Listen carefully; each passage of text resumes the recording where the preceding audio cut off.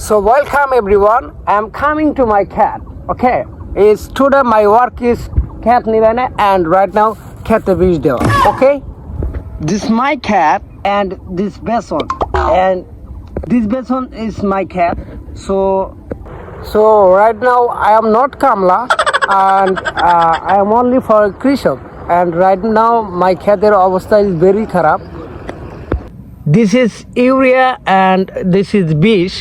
তো এখন মাহা ক্ষেতের মধ্যে দিমু রাইট নাও বীজ দেওয়ার কারণ হইতেছে ক্ষেতের মধ্যে ঘাস হয়েছে এই ঘাস মারার নিগে হলো বীজ দিতেই so this is shallow and now need my cat is water